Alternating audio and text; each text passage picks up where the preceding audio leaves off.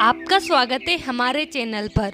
आज हम बात करने जा रहे हैं भगवत गीता के सभी अध्यायों के बारे में। ये अध्याय बहुत महत्वपूर्ण है क्योंकि ये हमारे जीवन के विभिन्न पहलुओं को समझाने में मदद करते हैं। तो चलिए बिना किसी देरी के हम शुरू करते हैं और गीता के इन महत्वपूर्ण अध्यायों के ज्ञान को आत्मसात करते हैं। हिंदुओं का धर्म ग्रंथ है 4 वेद। वेदों का सार है उपनिषद और उपनिषदों का सार है गीता।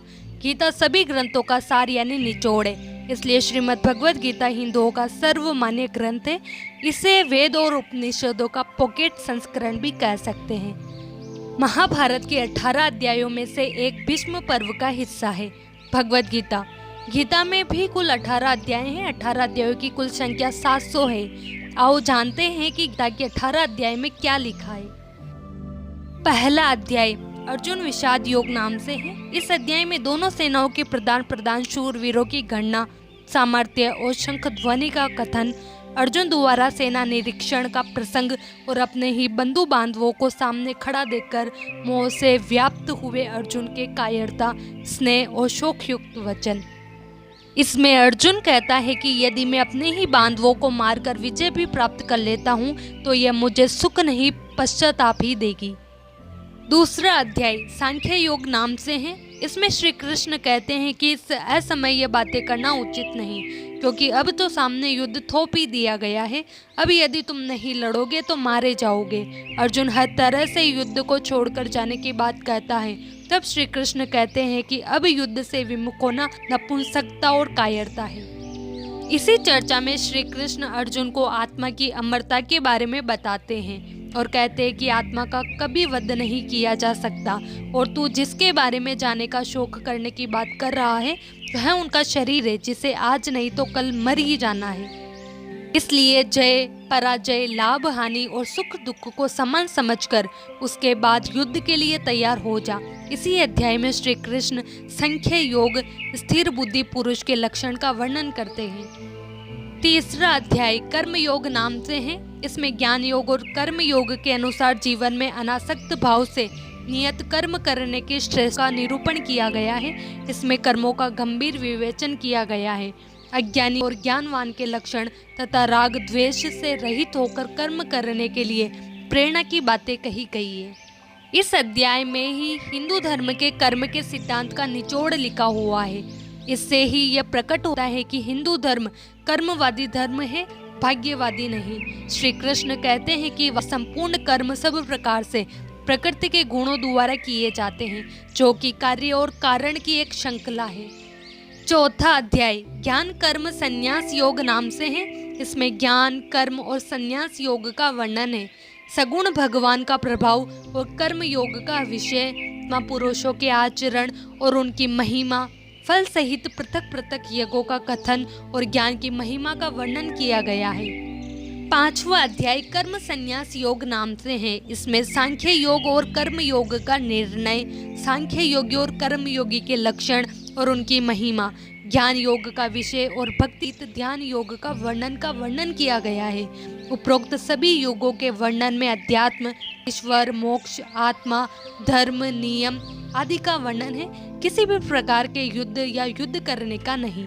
छठा अध्याय आत्म संयम योग नाम से है। इसमें कर्म योग का विषय और योगारूढ़ पुरुष के लक्षण, आत्म उद्धार के लिए प्रेरणा और भगवत प्राप्त पुरुष के लक्षण, विस्तार से ध्यान योग का वर्णन, मन के निग्रह का विषय, योग भ्रष्ट पुरुष की गति का विषय और ध्यान योगी की महिमा का वर्णन किया गया है। सातवां अध्याय ज्ञान विज्ञान योग नाम से है। इसमें विज्ञान सहित ज्ञान का विषय, संपूर्ण पदार्थों के कारण रूप से ईश्वर की व्यापकता का कथन, आसुरी स्वभाव वालों की निंदा और भगवत भक्तों की प्रसन्नता, भगवान के प्रभाव और स्वरूप को न जानने वालों की निंदा और जानने वालों की महिमा का वर्णन किया गया। आठवां अध्याय अक्षर ब्रह्म योग नाम से है। इसमें ब्रह्म, अध्यात्म और कर्मादि के विषय में अर्जुन के 7 प्रश्न और श्री कृष्ण के द्वारा दिए गए उनके उत्तर है। भक्ति योग का विषय और शुक्ल एवं कृष्ण मार्ग के रहस्य। 9वां अध्याय राज विद्या राजगुहा योग नाम से है। इसमें प्रभाव सहित ज्ञान का विषय है। इसमें जगत का ईश्वर से संबंध और प्रकृति तत्वों की चर्चा है। इसमें जगत की उत्पत्ति का विषय, भगवान का तिरस्कार करने वाले आसुरी प्रकृति वालों की निंदा और देवी प्रकृति वालों के भगवत भजन का प्रकार, सर्वात्म रूप से प्रभाव सहित भगवान के स्वरूप का वर्णन, सकाम और निष्काम उपासना का फल और निष्काम भगवत की महिमा का वर्णन। 10वां अध्याय विभूति योग नाम से है। इसमें भगवान की विभूति और योग शक्ति का कथन तथा उनके जानने का फल और प्रभाव सहित भक्ति योग का कथन, अर्जुन द्वारा भगवान की स्तुति तथा विभूति और योग शक्ति को कहने के लिए प्रार्थना, भगवान द्वारा अपनी विभूतियों और योग शक्ति का वर्णन है। विभूति अर्थात सिद्धियां और शक्तियां। 11वां अध्याय विश्व रूप दर्शन योग नाम से है। इसमें विश्व रूप के दर्शन हेतु अर्जुन की प्रार्थना, भगवान द्वारा अपने विश्व रूप का वर्णन, संजय द्वारा धृतराष्ट्र के प्रति विश्व रूप का वर्णन, अर्जुन द्वारा भगवान के विश्व रूप का देखा जाना और उनकी स्तुति करना, भगवान द्वारा अपने प्रभाव का वर्णन और अर्जुन को युद्ध के लिए उत्साहित करना। भयभीत हुए अर्जुन द्वारा भगवान के स्तुति और चतुर्भुज रूप का दर्शन कराने के लिए प्रार्थना, भगवान द्वारा अपने विश्व रूप के दर्शन की महिमा का कथन तथा चतुर्भुज और सौम्य रूप का दिखाया जाना, बिना अनन्य भक्ति के चतुर्भुज रूप के दर्शन की दुर्बलता का और फल सहित अनन्य भक्ति का वर्णन है। 12वां अध्याय भक्ति योग नाम से है। इसमें साकार और निराकार के उपासकों की उत्तमता का निर्णय और भगवत प्राप्ति के उपाय का वर्णन है और इसमें भगवत प्राप्त पुरुषों के लक्षण बताए गए हैं।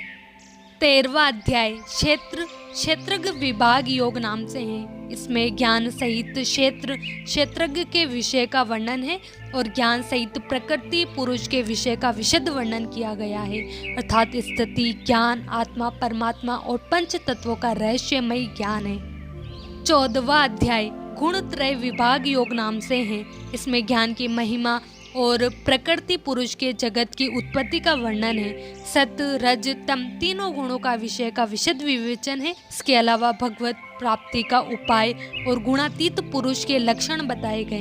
15वां अध्याय पुरुषोत्तम योग नाम से है। इसमें संसार को उल्टे वृक्ष की तरह बताकर भगवत प्राप्ति के उपाय बताए गए हैं। इसमें जीवात्मा के विषय का विशद विवेचन और प्रभाव सहित परमेश्वर के स्वरूप का वर्णन किया गया है। इसमें क्षर अक्षर पुरुषोत्तम के विषय के भी विशद वर्णन है। 16वां अध्याय इसमें फल सहित देवी और आसुरी व्यक्ति और संपदा का कथन किया गया है।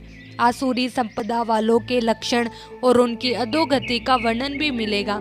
इसके अलावा शास्त्र विपरीत आचरणों को त्यागने और शास्त्रानुकूल आचरणों के लिए प्रेरणा दी गई। 17वां अध्याय श्रद्धा त्रय विभाग नाम से है। इसमें श्रद्धा का और शास्त्र विपरीत घोर तप करने वालों के विषय का वर्णन है। इसमें आहार, यज्ञ, तप और दान के पृथक पृथक भेद बताए गए हैं। इसके अलावा ओम के शाश्वत सत्य के प्रयोग की व्याख्या की गई है। 18वां अध्याय मोक्ष संन्यास योग नाम से है। इसमें त्याग की विशद वर्णन, कर्मों के होने से सांख्य सिद्धांत का कथन, तीनों गुणों के अनुसार ज्ञान, कर्ता, बुद्धि, धृति और सुख के पृथक पृथक भेद का वर्णन, फल सहित वर्ण धर्म के विषय का वर्णन, ज्ञान निष्ठा का वर्णन, भक्ति सहित कर्म योग का विवेचन और अंत में श्री गीता जी के महात्म्य का वर्णन है। हम आशा करते हैं कि आपको हमारे इस वीडियो से भगवत गीता के विभिन्न अध्यायों का सार समझने में मदद मिली होगी। यदि आपको यह वीडियो पसंद आया हो तो कृपया लाइक, शेयर और सब्सक्राइब जरूर करें।